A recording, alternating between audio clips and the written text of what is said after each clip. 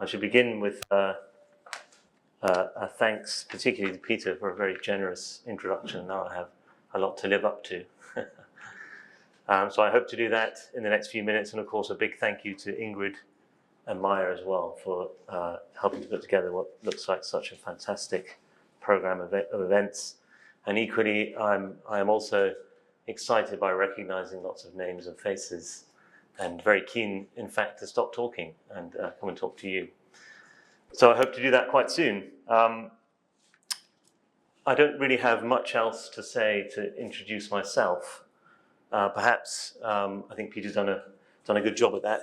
Perhaps to say that I'm associated with a few areas at the University of Oxford, principally Department of Education and Kellogg College, but my intellectual home would be the CEDAR group, Critical Digital Education Research Group at Oxford. So if you're interested in the kinds of things we're doing, do follow us on social media and find out all of the exciting things that are happening there at Oxford in this field. I should also say that one of the things I've been involved in recently is also conference organization. And this conference, the European Conference for Critical EdTech Studies, the inaugural edition of which was in Zagreb, Zurich last year.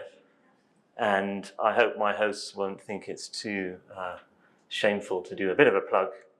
And there's the wonderful community. Many of you were there, and you'll see Peter's face somewhere, I'm sure. A shameless plug and a brief one to suggest that we are hoping to bring that conference to Oxford next year. We haven't announced any dates or calls yet, but keep an eye out for that, please. Okay, so I want to begin with this quote. It was nice that actually that, although Peter didn't know what I was going to talk about, talked about the Postdigital journal. So this is taken from the paper that Peter, Tina, Thomas, Juha, Sarah, and myself wrote to sort of lay out the foundations of the Postdigital Science and Education Journal, a quote which I think sets out well the critical orientation of the Postdigital. And I've entitled this talk, if you remember it from the first slide, Postdigital Backlash, a holding to account, precisely because my intention is to try to demonstrate what we meant by that phrase, specifically by holding to account the idea of the backlash itself. As well as, of course, the kinds of technologies that are motivating it. And in that sense, I should say, I don't think I've got anything particularly revelatory to say to you all this morning, not this audience. Nothing that anyone in this field hasn't already heard before, I can imagine, but I hope to say these things in an engaging way and an interesting way, and a way that sets the stage for, I think, the real substance of the conference, which will be in your sessions. So let's begin with this question. What is the backlash? What do we think the backlash is?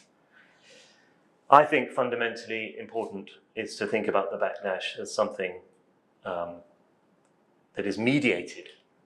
And indeed, you may want to tell me that it's all sorts of other things, but I think this is a good place to begin.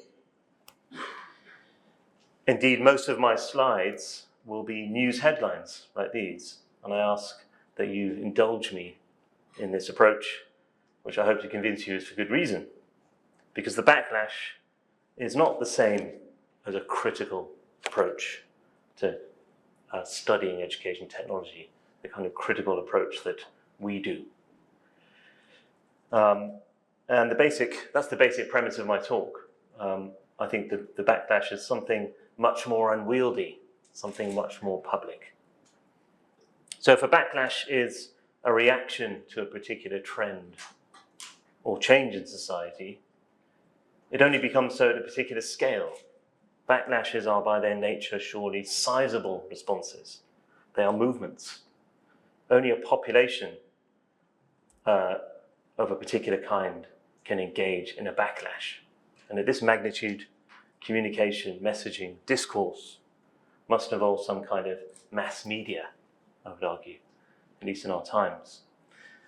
We cannot, of course, ignore the fact that very real societal concerns are involved, that individuals and groups legitimately feel particular kinds of threats to their cultural values in education, teachers, students, parents.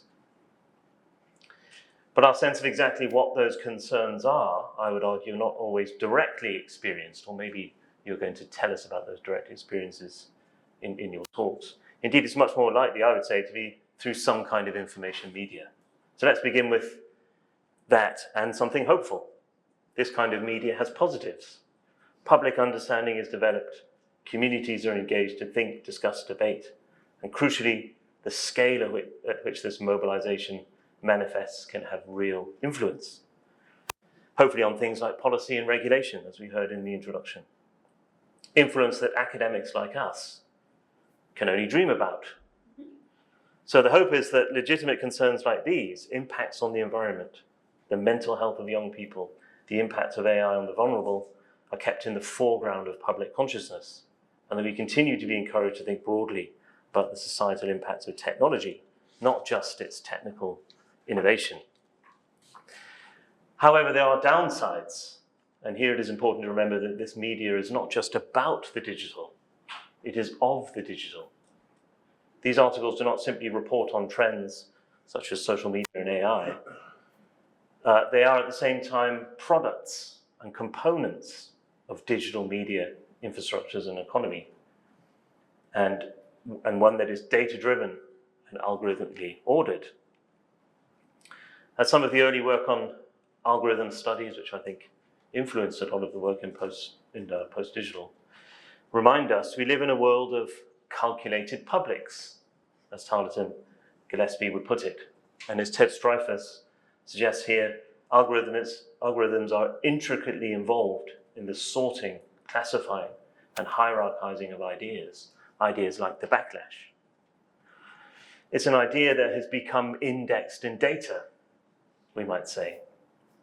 And the relevance of Gillespie's point here is, of course, that when we are served a news article about the environmental impact of AI, as I certainly was in my news feed, I'm also in a sense being invited to join a public, a calculated public that I assume a kind of affinity with, others who are concerned about the negative impacts of AI. But this is a public that is algorithmically determined, I would argue, at least to some extent. And of course, I'm not suggesting here that algorithms have simply created the digital backlash out of nowhere. That's not the point at all. But algorithms are certainly involved. They mold, they shape, they calculate the public that is the site of this public concern about the digital. And of course, we can drill further into the wealth of critical studies of the digital to also talk here about the attention economy, because issues with the mediated digital backlash is not only the underlying data-driven and algorithmic systems that deliver news stories, the mechanisms of delivery, if you like. It's also the way that news content itself is shaped. And as Terranova here observes back in 2012, it was precisely because the digital created an abundance of information that our attention was constructed as a scarcity, and therefore a market in which the representations of our attention, the data, becomes a commodity. But that also means that the content of media must alter.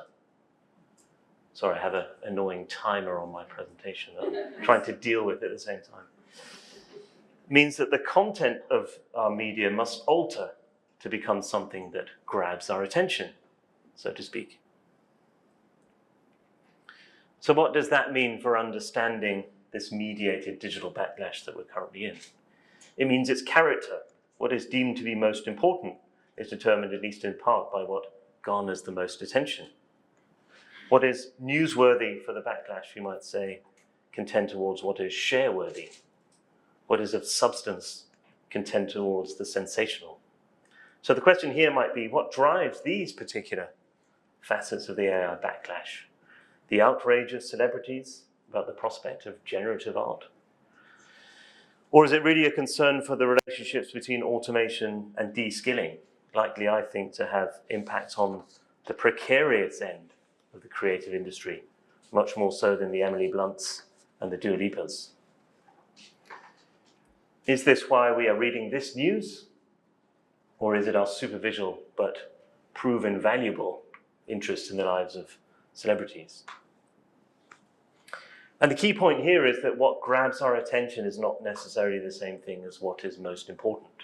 And I say that with caution, of course, because these issues, and particularly the suicide of young people, which the image on the right refers to, is of the utmost importance if we are going to talk about the backlash and if we're going to be critical about the digital. And I'm including this tragic topic, of course, because it relates very directly to safeguarding concerns that are consistently at the top of the agenda in schools, at least in the UK, with regards to their engagement with debates about the digital. Now, I'm not saying for a moment that the seriousness of any of these issues should be diminished. They are deeply troubling. However, my point is that in addition to taking these tragic outcomes and risks seriously, we also need to contend with a situation in which our concern, our attention, is being traded in a data market that is indifferent to any social anxiety about technology, or indeed to human suffering itself. And we might say that these items bubble to the top of the algorithmic calculations because they inevitably stir within us a deep visceral response. However, this is where I want to also turn again to a little bit of hope. Attention also reminds us that this backlash, however mediated and calculated, is not entirely the invention of algorithms, or indeed of sinister plots in Silicon Valley. This attention reminds me that we are responding to something. Something is up. We pay attention to these stories not because we all have direct experience of them, but rather because they resonate with us. And I want to suggest they are resonating with an underlying societal unease with technology presently. And this is what I want to suggest is maybe an important feature of the backlash that we might explore in terms of thinking about how organization and movements can grow at scale across diverse populations, resonance, affinity. To be clear, I'm not suggesting that these are purely human or social dimensions. I'll come back to that point later. As I've suggested, affinity and resonance may actually happen precisely because of digital media. But they're not logics, I would argue, of digital media. I'll try to come back to that point across some of the other slides. Now, at the same time as arguing that the backlash is not simply fabricated by algorithmic decision-making, I'm also not arguing that all news stories have become clickbait. Indeed, it is encouraging to see media reporting of substance, reporting what is often a very real public response to a public concern, as is being implied here: protest, action, people putting their bodies on the line to stand up for their values. If that is what the backlash is, that is to be applauded, or even better, to be supported, to be understood. However, at the same time, we must also be cognizant of the tendency to this kind of mediation, not the bodies on the street, but the news articles circulating in our news feeds, to simplify the narrative, to isolate and characterize the backlash in very specific ways. And these are not always about attention. Let's zoom into this wonderful badge. I think I've done that already. AI rots your brain. This brings me to the second set of worries I have about the backlash. And I think this relates very much to the work that Ingrid has already established, that the backlash is dominated by a particular kind of discourse about what the problem is.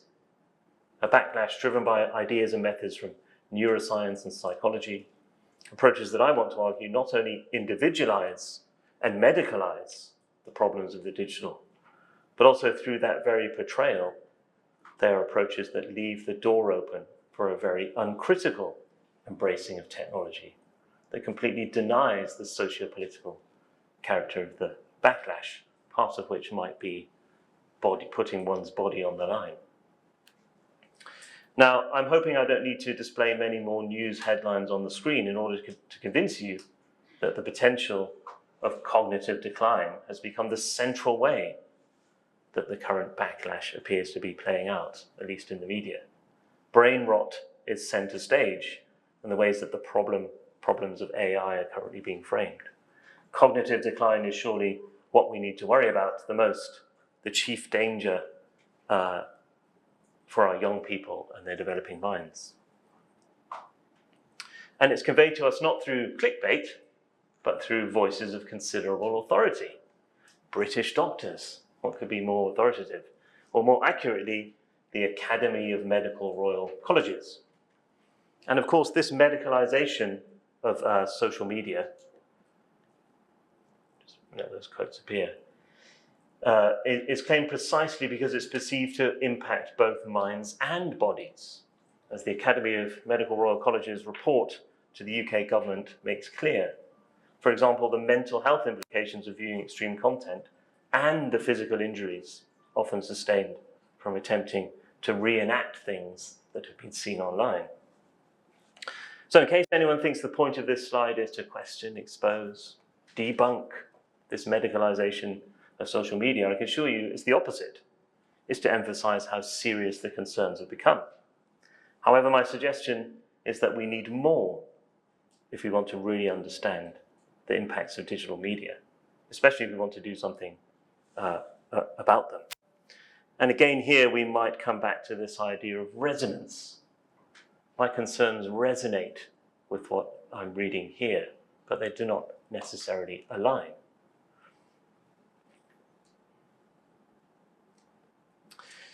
Because, of course, I would argue this kind of medicalization of the problem, this characterization of the problem as harm to young bodies and minds, inevitably leads to the conclusion that the answer is a ban, a prohibition of the offending actor, the mobile phone, the social media, the AI.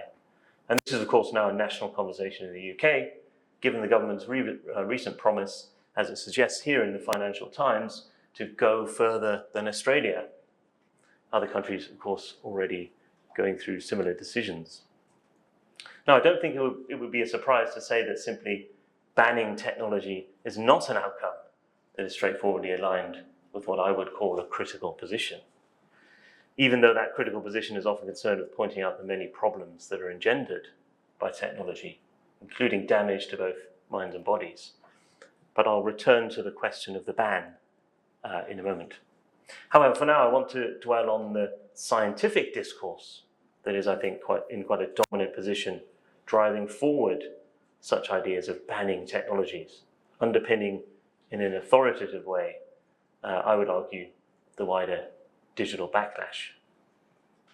And this is the kind of argument that I think Ingrid and some others have already established very, very well.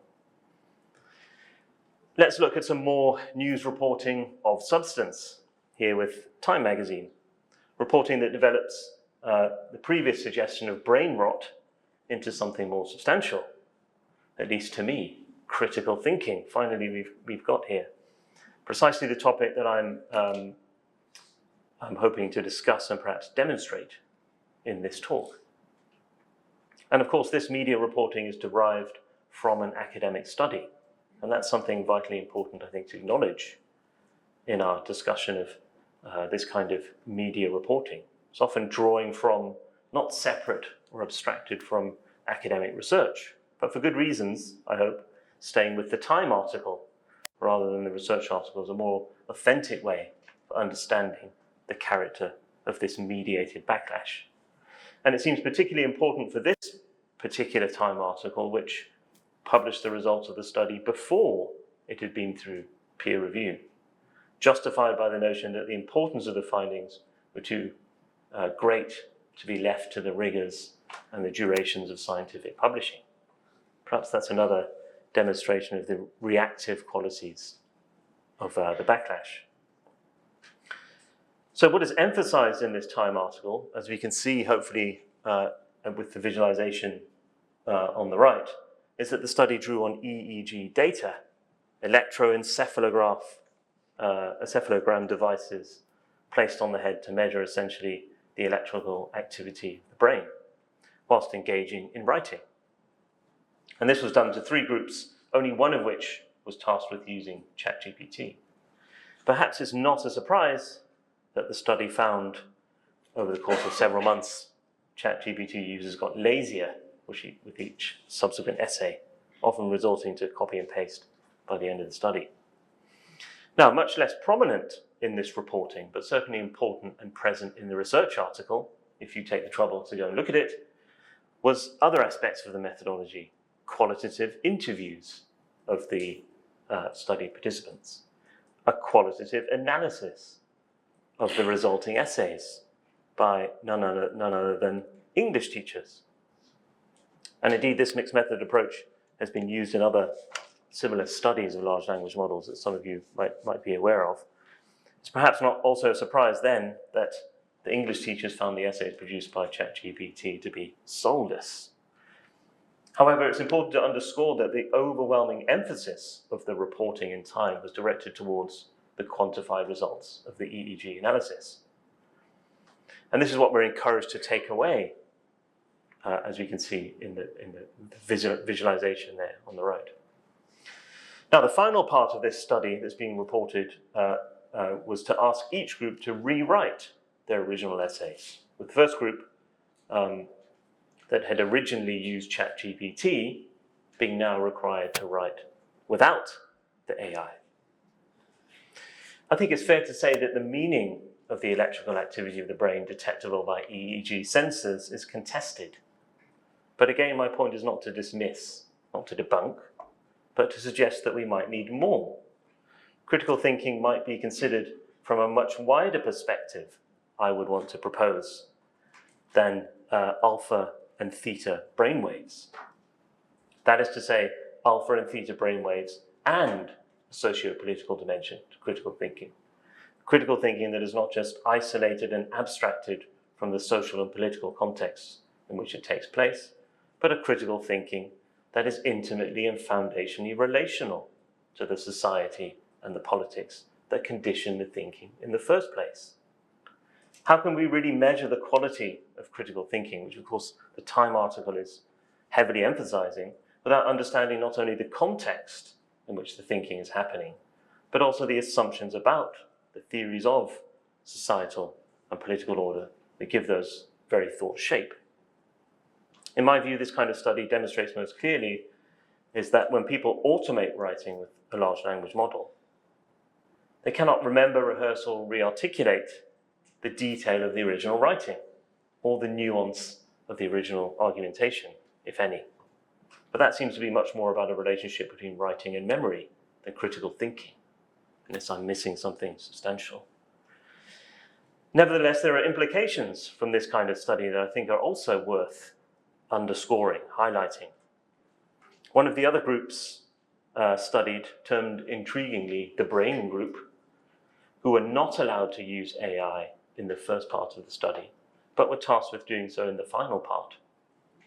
It says here, in contrast, performed well, exhibiting significant increase in brain connectivity across all EEG frequency bands. This gives rise to the hope that AI, if used properly, could enhance learning as opposed to diminishing it. So here we come to what I think is very problematic about focusing exclusively on the individualistic view of cognition and the isolating focus of neuroscience. It leaves the door open for an uptake of AI that is, at least from these narrow measures, unharmful. Indeed, I might even say that this gap, this door being left ajar, might be precisely why it's the dominant and authoritative way that the harms of AI are being discussed and acknowledged in the media. So let me just emphasize here what is meant here in case it's not clear. If the harmful uses of AI are isolated as weaker alpha and theta brainwaves, or indeed any other precise measure of changes in cognition or neurological condition, then we are not only individualizing the problem as a matter of the quality of learning in the brain, we are also implying that the solution is exclusively to make cognition better, to improve the electrical signatures of the brain, to use AI properly. If it's not yet obvious, that is not what I would mean by a critical post-digital view of AI and education. More accurately, what I mean is that I would position a critical view as more, much more, than this particular concern for cognitive decline. Critical thinking for what? For what purpose is this critical thinking being deployed? For what benefit to the lives of young people is this significant increase in brain connectivity happening? These are questions which I think take us back to purposes and values, socio-political concerns that may or may not be about using AI. So here is the problem I want to emphasize about what I think is a particularly prominent feature of the backlash presently. The backlash has AI-driven cognitive decline, AI brain rot. The problem is that it doesn't seem to really be about technology at all. It seems to be much more about the fear of a loss of learning standards, fueled by an education system and a society already obsessed by metrics and exacerbated by the increasing prominence and authority of neuroscientific measures. But isn't that precisely the kind of education into which the promises of AI enhancement and efficiency might fit so seamlessly, might seem so seductive? Now, of course, I don't mean to imply that everything about the backlash is secretly pro-AI. Far from it. Again, it is encouraging to see reporting of substance. This from the New Yorker, suggesting rather overt anti-tech sentiments related to education. Legitimate concerns, if you can see the subheading there, from educators, from parents. But of course, our other stakeholders, our cognitive scientists, are also included, so perhaps the outcome is uncertain. But what is clear is the intention in this kind of reporting: get tech out of schools.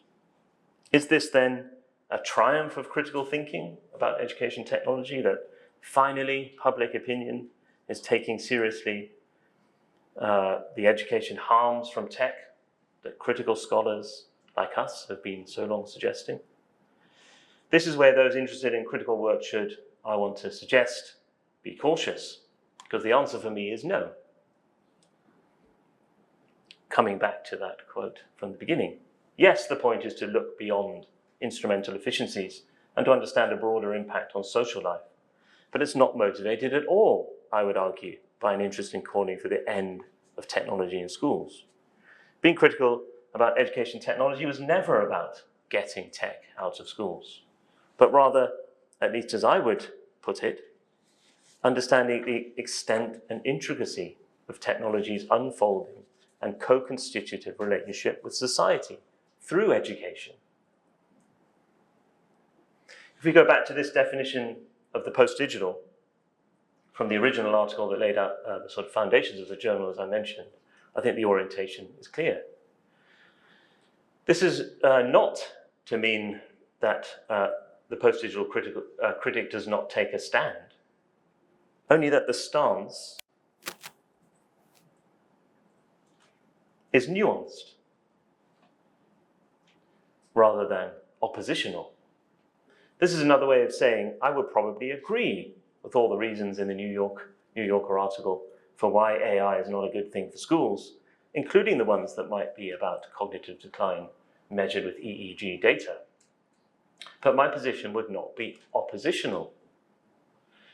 What I mean by that precisely is that I don't think there's a pre-technological, pre-AI condition that we can simply default to, can simply return to, should we come to the conclusion that the tech in our schools is now causing more harm than good. And that, as I hope to make clear, is not the same thing as saying technology is inevitable.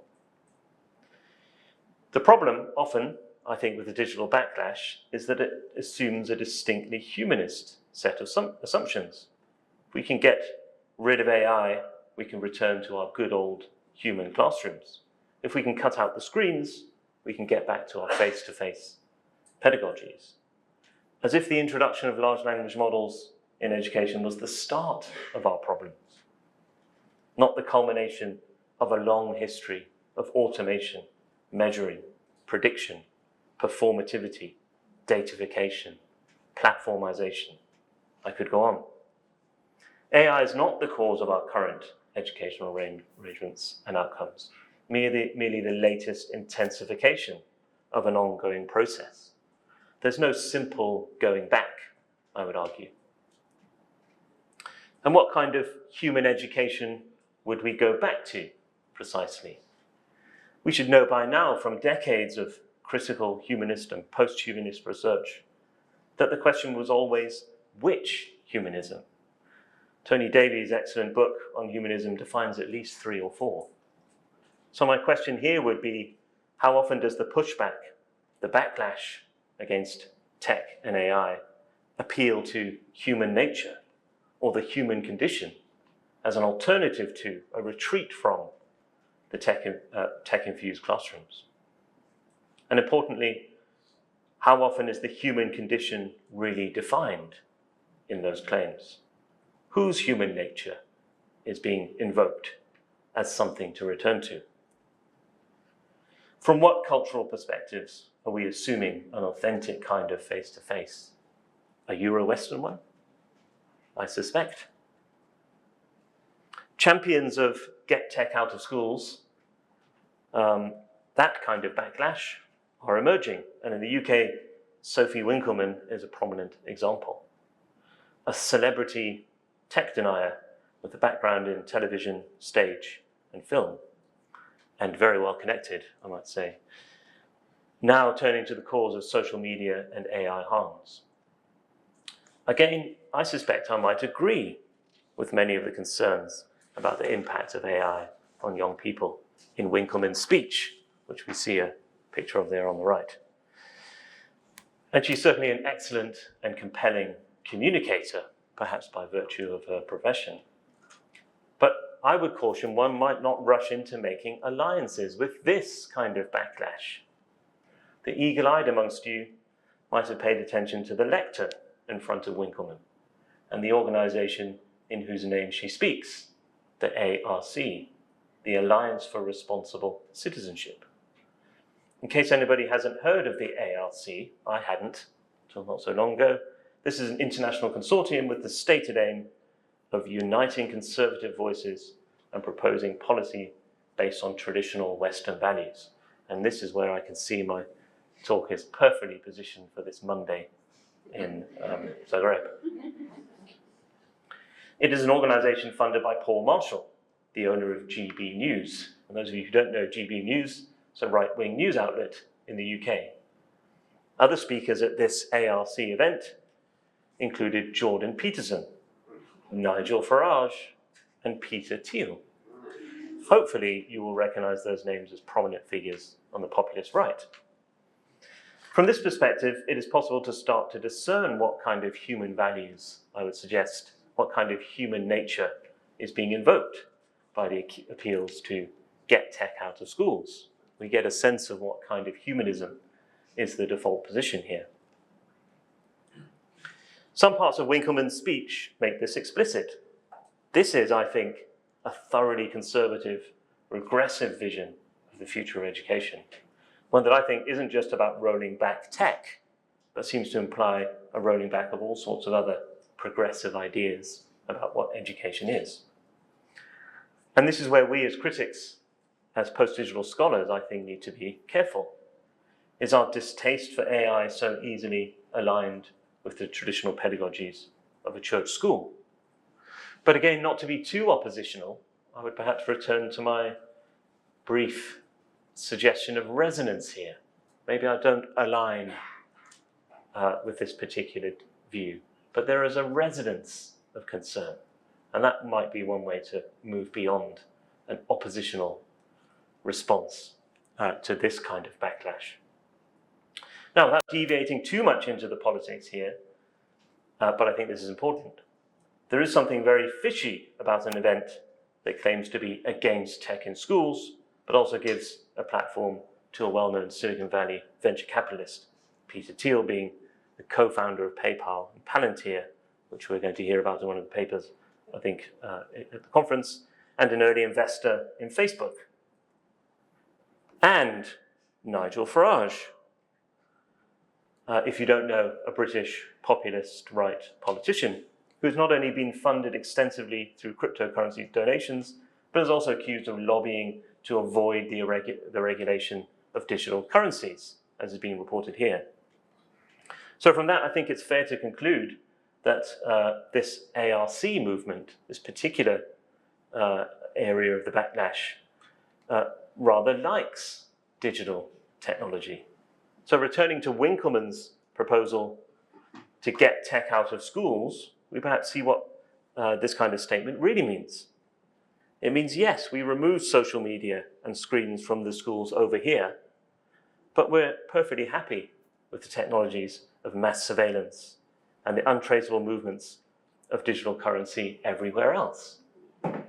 Is that really taking the project of education seriously? Is that a serious way to understand the relationships between education and society? The relationships that we would want our young people to understand? I think I know where I sit on that. And of course, this isn't all of the backlash, but I do want to caution that there are murky waters within this broad and mediated movement. So I propose that we should at least be a little suspicious of straightforward claims of prohibiting technology and AI, and not just in the spurious ways that the populist right seem to want to get tech out of schools. I'm also suspicious of whether it's actually possible and realistic to simply say no AI. And this slide refers to a growing number of movements, principally in the creative industries, that are taking overt positions to refuse AI. And there's a lot that I admire here, to be clear, particularly in the principled position that one wants to see the fruits of one's work as valuable precisely because they derive from the struggle of the creative process. And indeed, many of us may want to take that position with regards to our educational work. The difficulty here, I think, is where to draw the line. And it may be that large language models, which these logos I think are generally referring to, is just a step too far into automation for many to feel comfortable with. And I respect that position taking, that drawing of a line. But at the same time, there's always the question of where in the process the automation is involved, and to what extent we see our own work as directly or indirectly related to what is happening around us. Let me try to give a bit of an example there. This is the kind of encouragement we're getting as educators from the government in the UK, and particularly from the Department of Science, Innovation and Technology, that teachers should automate the burdensome task of lesson planning. Indeed, many of you may recognize this. That administrative drudgery of deciding how a particular lesson should unfold. But what if one were to take a principled no AI position about lesson planning? To reject the view that this task is simply automatable, and to take the view that such planning is core to the professionalism and the identity of the teacher. I, for one, would find it hard to disagree with that kind of principle. However, what if I'm researching some aspects of this topic with Google to perhaps get some updates? Do I slip into using the AI overview at the top of Google search, which I seem to do that? Yes, my own words are typed into the lesson plan, but can I really claim no AI was used? What if the website I used to refine my lesson plan topic was itself generated in whole or in part by a large language model? Or even the printed textbook in my hand that I used to help me scope some group activities? Those examples may be a little trite, but I hope the general point is understood. Just because I am not using AI doesn't mean it's not already circulating in my working environment. And that's the difficulty of the technology, I would argue, we are dealing with. It is often ubiquitous and invisible. Can we take the example further to contest the boundary between AI and other data-intensive technologies? If we have a problem with large language models statistically calculating the likelihood of words in a sentence, and yes, that's precisely what they do, then why don't we also have a problem with the statistical calculation of the likelihood of our students failing a course or needing an intervention? It's also the statistical calculation of likelihood intervening in our professional judgment. And haven't analytic dashboards been doing that for years? Or even data-driven, evidence-based education policy? So my point is that it's a slippery slope, I would argue, to start to claim what is authentically of the individual. And we might not want to encourage that view too radically in our understanding of the teacher. The anti-AI teacher might be able to claim that these words in my lesson plan are my own, by some specific drawing of a line between human and large language model, but can they really say that their decision-making as a professional is entirely devoid of a more systematic and infrastructural use of automation and data-intensive techniques? I think this is precisely what the Postdigital has been trying to establish. So we have to contend, I argue, with the already entangled, already relational, already distributed agency of the teacher across human and digital decision-making, rather than try to revert to a nostalgic human autonomy. And I hope it is also clear here that saying this is not the same thing as saying that technology is inevitable. I don't think, additionally, that's a loss of agency. It doesn't mean that there is no resistance.